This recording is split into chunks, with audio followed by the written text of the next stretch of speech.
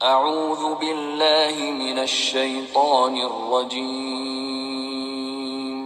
بسم اللہ الرحمن الرحیم وما آتاکم الرسول فخذوه وما نهاکم عنه فانتهوا واتقوا اللہ ان اللہ شدید العقاب۔ السلام علیکم ورحمۃ اللہ وبرکاتہ۔ رب اشرح لی صدری ویسر لی امری واحلل عقدۃ من لسانی یفقہوا قولی۔ ربنا زدنا علما، اللہم ارنا الحق حقا وارزقنا اتباعہ وارنا الباطل باطلا وارزقنا اجتنابہ۔ میری پیاری بہنوں، ہم نے اللہ سبحانہ و تعالیٰ سے دعائیں کی ہیں کہ اللہ تعالیٰ ہمیں حق کا راستہ دکھائے اور ہمیں توفیق دے کہ ہم اس پر چلیں بھی، کیونکہ یہ بھی اللہ تعالیٰ کی توفیق سے ہوتا ہے کہ سمجھ بھی آ جائے بات اور پھر انسان اس کو مان کر اس پر عمل بھی کرے۔ اور باطل کے راستے سے ہم نے اللہ تعالیٰ کی پناہ مانگی ہے اور یہ اللہ تعالیٰ سے دعا کی ہے کہ ہمیں یہ دکھا دیں کہ وہ باطل ہے اور ہمیں توفیق دیں کہ ہم اس سے بچے رہیں۔ اچھا، ہم نے یہ سلسلہ شروع کیا ہے کہ ہم سمجھیں گے کہ اللہ کے رسول صلی اللہ علیہ وسلم کی احادیث اور ان کی سنت کو فالو کرنے کی کیا اہمیت ہے اور کیوں کرنا چاہیے، اس کی کیا دلیل ہے، اور اس کے لیے ہم دلائل دیکھ رہے ہیں اس کتاب میں سے اتباع سنت کے مسائل، محمد اقبال کیلانی کی جو بک ہے۔ اب ہم یہ دیکھیں گے کہ اللہ سبحانہ و تعالیٰ نے قرآن پاک میں ہی بہت ساری جگہوں پہ رسول اللہ صلی اللہ علیہ وسلم کی اطاعت کا حکم دیا ہے۔ ٹھیک ہے میری پیاری بہنوں، اب جو لوگ یہ کہتے ہیں کہ قرآن ہم کو کافی ہے، تو ان سے کوئی پوچھے کہ اگر قرآن یہ کہہ رہا ہے کہ رسول صلی اللہ علیہ وسلم کا اتباع کرو، رسول اللہ صلی اللہ علیہ وسلم کی اطاعت کرو، تو پھر وہ کیا چیز ہے، وہ کس کے بارے میں ہے؟ اللہ کی اطاعت تو ہم کو پتہ ہے کہ قرآن کے الفاظ کے ذریعے سے ہم اللہ تعالیٰ کی اطاعت کریں گے، لیکن پھر رسول اللہ صلی اللہ علیہ وسلم کی اطاعت کیا ہوگی؟ ٹھیک ہے نا؟ تو وہ رسول اللہ صلی اللہ علیہ وسلم کے اقوال ہوں گے، افعال ہوں گے، ان کی اجازت ہوگی جو انہوں نے دی ہے۔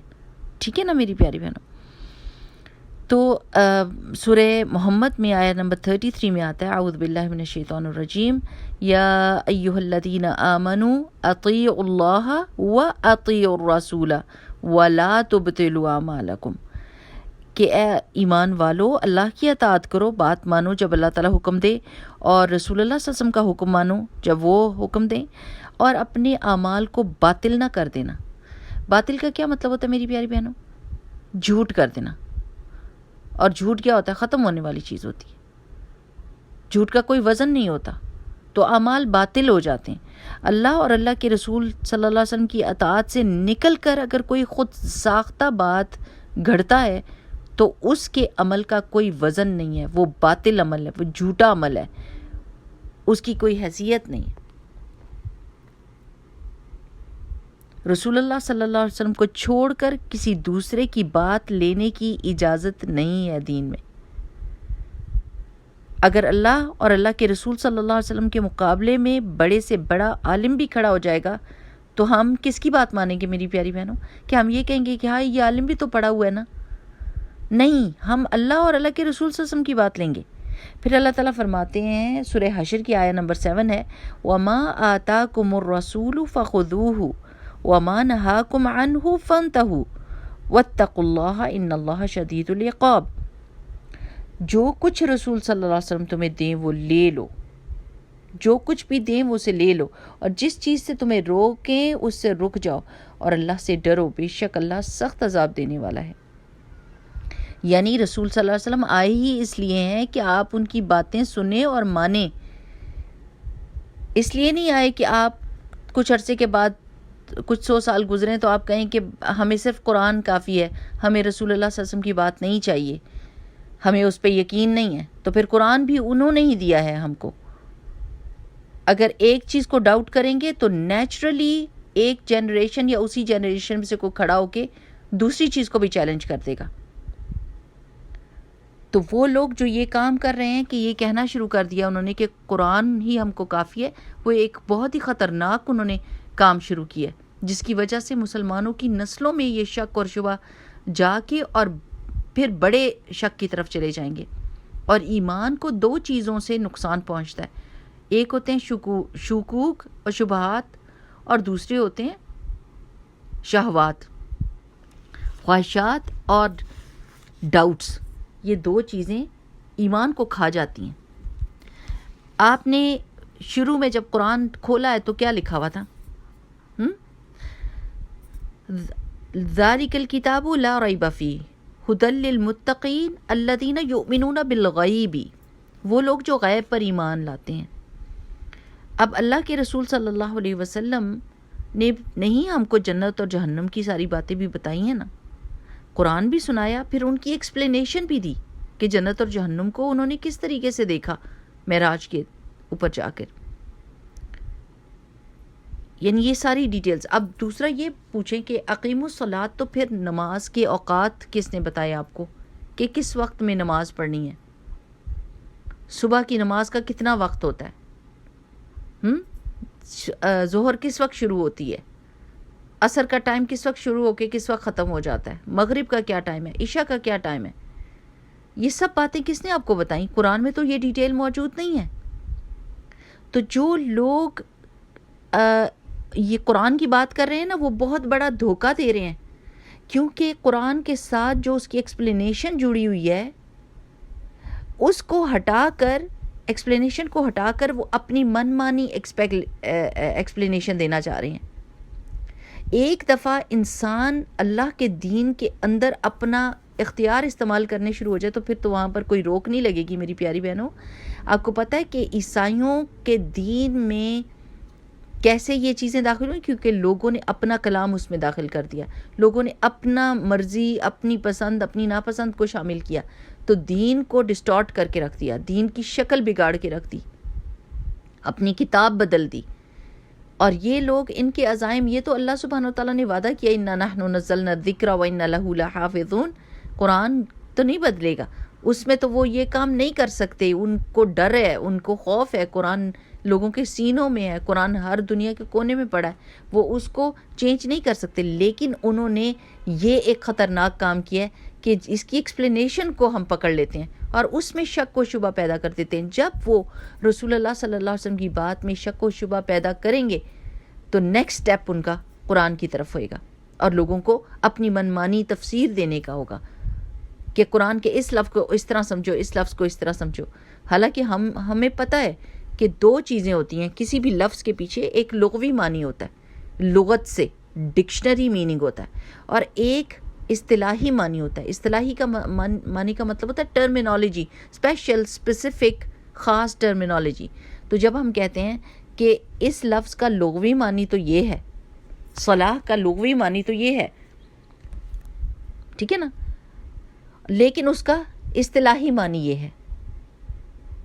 ٹھیک ہے، جیسے ہم کہتے ہیں کہ صلاح کا معنی ہے پکارنا یا دعا کرنا یا یہ، اور اصطلاحی معنی کیا ہے؟ خاص وقت میں، خاص ڈائریکشن میں، خاص ایکشنز کے ساتھ خاص الفاظ کا کہنا، یہ نماز ہے، یہ صلاح ہے.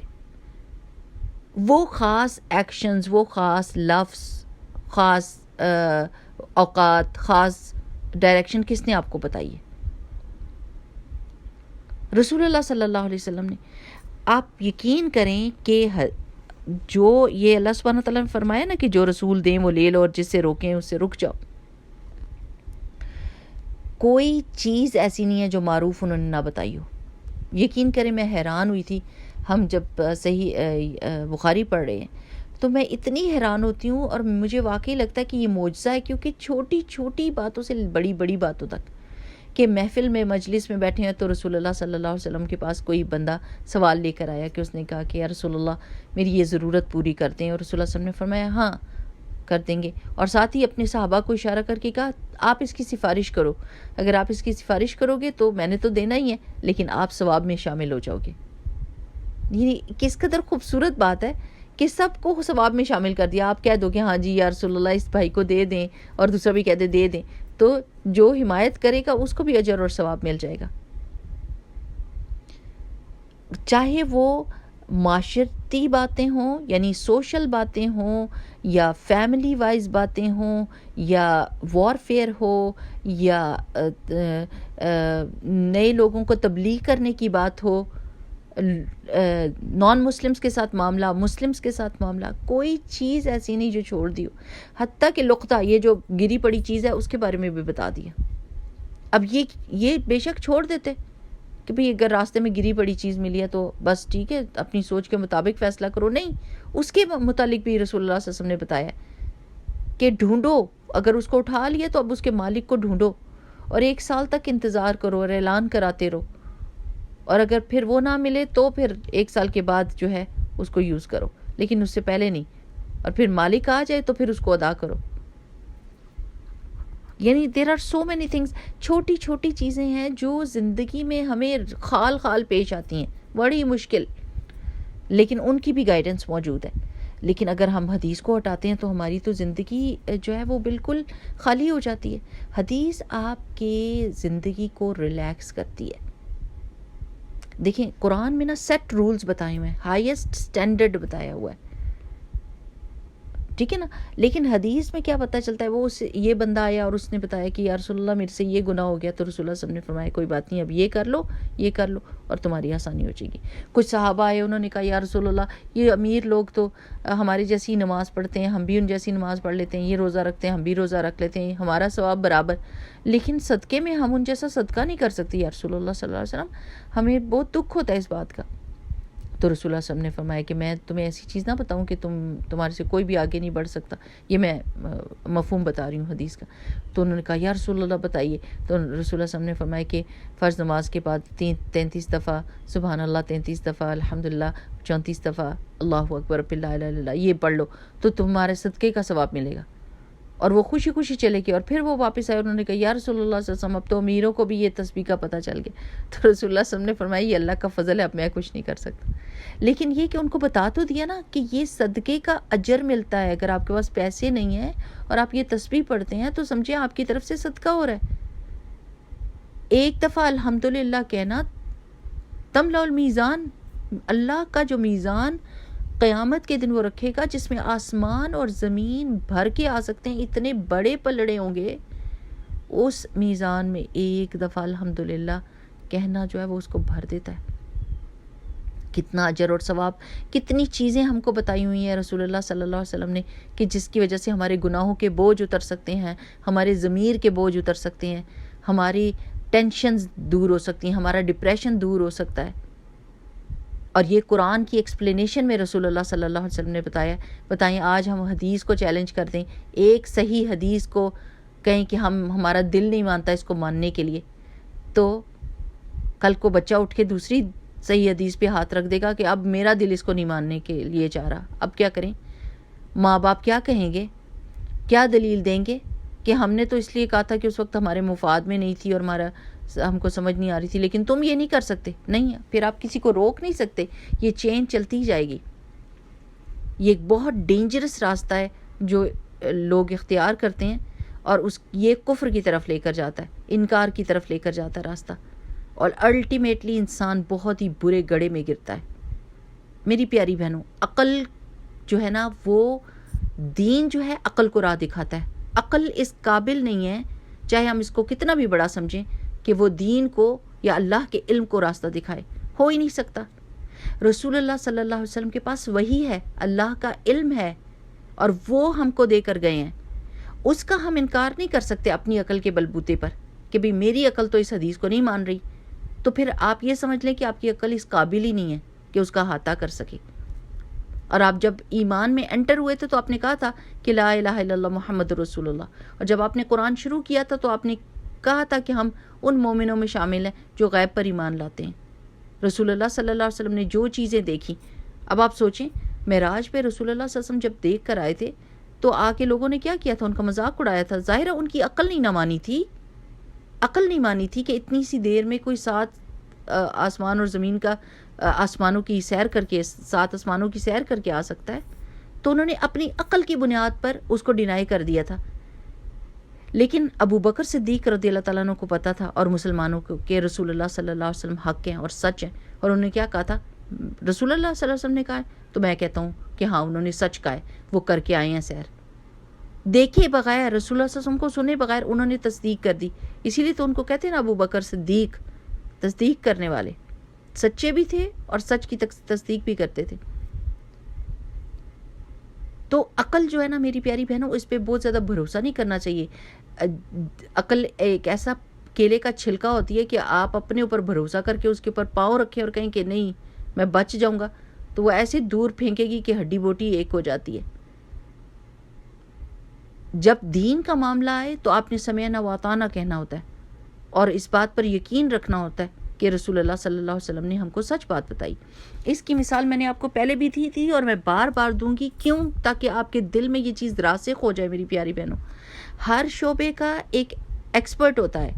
ڈاکٹر، جب آپ کو پتہ ہے کہ ایک ڈاکٹر نے اپنا کلینک شروع کیا ہے، آپ کو پتہ ہے کہ یہ کر ہی نہیں سکتا جب تک کہ گورنمنٹ نے اس کو پروو نہ کیا ہو، اس کے پاس اصلی ڈگری نہ ہو. جب آپ اس کے پاس جاتے ہیں تو آپ اس سے پورا حالات نہیں پوچھتے کہ آپ نے کون سے کالج سے پڑھا ہے، آپ نے کون سی ڈگری، بس پتہ ہے کہ اس نے ڈاکٹر، اور سامنے کچھ نہ کچھ چھوٹا سا لگا بھی ہو اس کا سرٹیفکیٹ، تو آپ کہتے ہیں ہاں یہ ڈاکٹر ہے، میں اس سے اپنی بیماری کی بجائے میں یہ کہانیاں نہیں پوچھنے شروع کر دوں گی. آپ یقین کرتے ہیں. سائنٹسٹ آپ کو کچھ بتاتے ہیں، آپ اس کا یقین کرتے ہیں. کوئی کہتا ہے کہ ہوا میں یہ 2 گیسیں ہیں، آپ اس کا یقین کرتے ہیں. ایک ایسٹروناٹ آپ کو بتاتا ہے کہ چاند کی سرزمین ایسی ہے، تو آپ یقین کرتے ہیں. ہر بندہ جو اپنے فیلڈ کا ایکسپرٹ ہے آپ اس کو ٹرسٹ کرتے ہیں. ایسے نبی اور پیغمبر ہوتے ہیں، وہ دین کے ایکسپرٹ ہوتے ہیں، وہ غیب کے ایکسپرٹ ہوتے ہیں، وہ آپ کو بتاتے ہیں، وہ اتھارٹی ہوتے ہیں اس چیز کے لیے. تو جب وہ بتاتے ہیں تو آپ ان کا یقین کرتے ہیں. اور یہ بھی جان لیں کہ جو رسول اللہ صلی اللہ علیہ وسلم نے دیا ہے اس میں سے کوئی بات بھی ایسی نہیں ہے جو معروف کے خلاف جاتی ہو، اور جس سے روکا ہوا ہے اس میں سے کوئی ایک بات بھی ایسی نہیں جو منکر نہ ہو. منکر ہی سے روکا ہے جو معاشرے کو تو اب نہیں کہہ سکتی کیونکہ معاشرے نے بہت ساری فحش چیزوں کو ایکسیپٹ کر لیا اور بہت ساری غلط چیزوں کے ایکسیپٹ کر لیا ہے. معاشرہ بھی ویسا معاشرہ نہیں رہا کہ وہ حق بات کو حق کہے اور برائی کو برائی کہے. جس کو بھی شریعت برا کہتی ہے اور وہ فطرتاً انسانی فطرت کے مطابق جو صحیح بات ہے وہ، اور شریعت بھی اس کو صحیح بات کہتی ہے، تو رسول اللہ صلی اللہ علیہ وسلم وہی باتیں ہم کو بتائی ہیں کرنے کے لیے. اور جو فطرتاً بری بات ہے اور جو شریعت نے جس کو برا کہا ہے وہ رسول اللہ صلی اللہ علیہ وسلم نے ان چیزوں سے روکا ہے. فطرت کو دیکھیں نا، چھوٹا سا بچہ کہتا ہے جھوٹ کو جھوٹ کہتا ہے. وہ کھڑا ہو کے آپ کچھ کہہ رہے ہوتے تو کہتے ہیں نہیں ماما آپ صحیح نہیں کہہ رہے. آپ کہ میں نے تو کچھ بھی نہیں کھایا، تو کہ نہیں ماما ابھی آپ کچن میں کھا رہی تھی، آپ جھوٹ بول رہی ہیں. وہ جھوٹ کو آئیڈینٹیفائی کرتا ہے اور اس کو فوراً بتا دیتا ہے کیونکہ وہ فطرت پہ ہوتا ہے. اور بڑے لوگ فطرت مسخ کیے ہوتے ہیں. بچے کو پتہ ہے کہ جھوٹ بولنا بری بات ہے، بچے کو پتہ ہے کہ اگر کوئی زیادتی کسی کے ساتھ کر رہا ہے تو وہ گندی بات ہے. اور بچے دیکھیں کہ آپ جب ان کے کپڑے چینج کر رہے ہوتے تو کیسے پکڑ کے اپنے آپ کو ڈھکنے کی کوشش کر رہے ہوتے ہیں، وہ اپنے کپڑے اتارنے نہیں دیتے کیونکہ وہ فطرت پر ہوتے ہیں. تو رسول اللہ صلی اللہ علیہ وسلم نے جو چیزیں بھی ہم کو دی ہیں وہ فطرت کے عین مطابق اور اللہ کے حکم اور اللہ کی شریعت کے عین مطابق ہے. اگلی بات ہے کہ رسول اللہ صلی اللہ علیہ وسلم کی اطاعت اور اتباع کامیابی کی ضمانت ہے. جس بندے نے یہ چاہا کہ اس کو دنیا میں اس کی محنت ضائع نہ ہو، اس کا پیسہ ضائع نہ ہو، اس کو جنت مل جائے آخرت میں، اس کو چاہیے کہ کامیابی کے لیے یہ رول اپنی زندگی میں رکھ لے کہ اس نے رسول اللہ صلی اللہ علیہ وسلم کی اطاعت کرنی ہے. اللہ سبحانہ و تعالیٰ سورہ نور میں فرماتے ہیں وَمَن يُطِعِ اللَّهَ وَرَسُولَهُ وَيَخْشَ اللَّهَ وَيَتَّقْهِ فَأُولَٰئِكَ هُمُ الْفَائِزُونَ. جو لوگ اللہ اور اس کے رسول صلی اللہ علیہ وسلم کی اطاعت کریں، اللہ سے ڈریں اور اس کی نافرمانی سے بچیں، وہی کامیاب ہیں. اب یہ 3 جو چیزیں اللہ تعالیٰ نے دے دی ہیں نا آپ کو، ایک اطاعت اللہ کی اطاعت، ایک رسول صلی اللہ علیہ وسلم کی اطاعت، اور ایک اللہ سے ڈر اور تقوی. یہ 3 انگریڈینٹس ہیں آپ کی کامیابی کے، 3 انگریڈینٹس ہیں. اب ان میں سے ایک انگریڈینٹ آپ نہ ڈالیں تو وہ کام تو پورا نہیں نہ ہوگا. یہ تینوں کی تینوں چیزیں ساتھ لے کر جانی ہوں گی نا. تو ان چیزوں کو اپنے دل پر لکھ لیں میری پیاری بہنوں. اس چیز کو اچھی طرح سے جان لیں کہ اس وقت بچے بہت زیادہ ڈسٹربڈ ہیں، کیونکہ کسی کو ایک تو یہ کہ اگر کوئی ایسی حدیث آتی ہے جس کی عام فہم بندے کو نہیں سمجھ آتی تو اس کو کسی عالم سے پوچھ لینا چاہیے، اور وہ بھی عالم جو اچھی سی سمجھ رکھتا ہو، یوٹیوب عالم نہیں۔ یوٹیوب عالم تو بہت سارے ہیں جو انسانوں کو گمراہ کر رہے ہیں، تو صحیح عالم جو پڑھا ہوا ہو اور جس کو اس چیز کی سمجھ ہو اس سے پوچھ لینا چاہیے۔ ابھی بہت لمبی ہو گئی یہ بات، انشاءاللہ تعالیٰ پھر آگے جا کے اور بھی دلائل دیکھیں گے، ابھی تک کے لیے اتنا ہی کافی ہے۔ اللہ سبحانہ تعالیٰ ہم سب کو سیدھا راستہ دکھائے اور اس پر چلنے کی توفیق عطا فرمائے، آمین۔ سبحانک اللہم و بحمدک، نشہد ان لا الہ الا انت، نستغفرک و نتوب الیک۔ السلام علیکم ورحمۃ اللہ وبرکاتہ۔